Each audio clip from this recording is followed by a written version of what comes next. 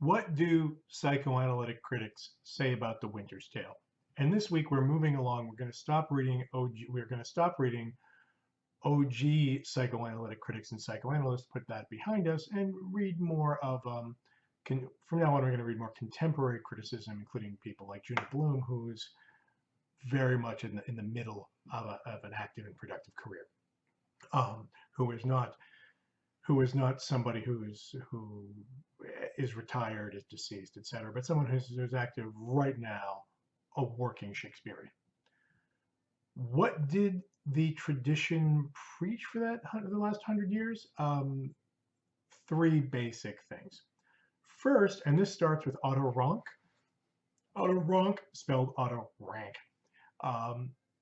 Freud's mythographer, longtime right-hand man, who wrote the compendious, The Incest Theme in Literature and Legend in 1912. According to Rank, and this has become traditional and picked up again and again and almost a commonplace about the play, Rank reads Leontes as having an incestuous desire for Perdita. That he sees her, and then there is text to back this up. It's not a lot of text, but it's text where he says, so I could take your, he tells Florizel, I could take your mistress from you. And Paulina is immediately intervening. No, wait. You should.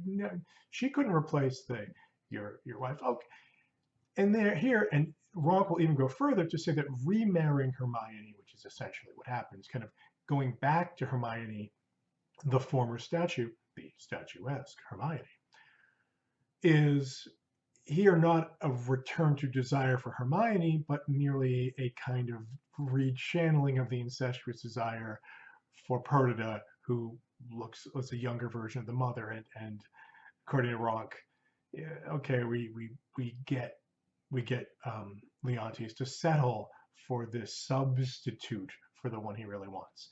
That goes a bit far. Psychoanalysis becomes very comfortable with seeking signs of father-daughter incest, as they do in the reading of King Lear. So that's one of the standard psychoanalytic lines about this play.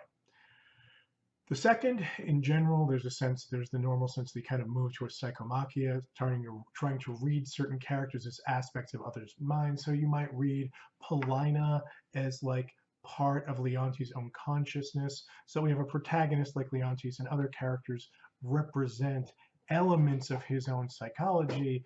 That is a way to approach these plays, though I think we're usually on safer ground to treat hi, my familiar has come, to treat characters, as individuals. Third, the biggest symptom that any character presents in this play is Leontes' crazy irrational jealousy. And we are encouraged right from the beginning, even in naive reading, to treat this jealousy as totally irrational, utterly unfounded. In the end, Leontes is the capstone in a recurring series of pathologically jealous husbands and would-be husbands that we've met in Shakespeare's career. You may remember a fellow named Othello, Claudius in Much Ado About Nothing, Master Ford in Merry Wives of Windsor, Posthumus in Cymbeline, one of his other late romances. You got a bunch of and like of all the crazy jealous people, well, Othello might be the proverbial one, but Leontes is completely crazy, and Leontes doesn't have Iago to blame it on. Leontes comes up with this all by himself. So there's a natural desire to look for psychoanalytic readings of that because it's cray. That's why.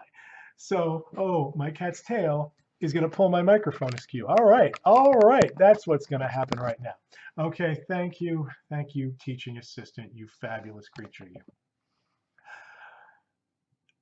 What is the standard Freudian reading of that jealousy? Well, Freud makes a triple distinction. There are three kinds of jealousy. Sometimes there's just jealousy, like my husband always has lipstick on his collar. He's always late from work. I'm feeling jealous, because there are real signs that you're actually responding to something that's actually happening. Secondly, there is jealousy as projection. Projection is a Freudian idea, which it's difficult to be sure about it, but we all know, I think most of us feel reasonably certain this happens, where my cat is now nuzzling the camera, and that's what's happening here. Give me 1 second. The projective jealousy suggests that, like, oh, no, no, no, no, you're a cheater. God damn it, Ezra.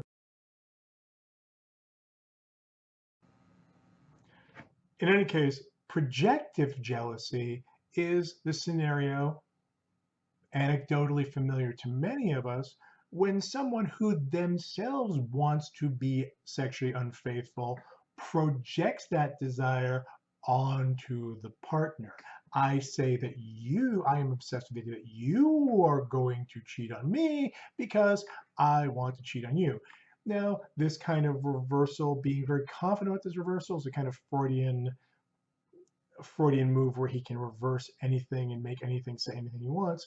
On the other hand, many of us have met that person who accuses people and maybe genuinely feels jealousy as a way of deflecting or disguising their own adulterous or unfaithful.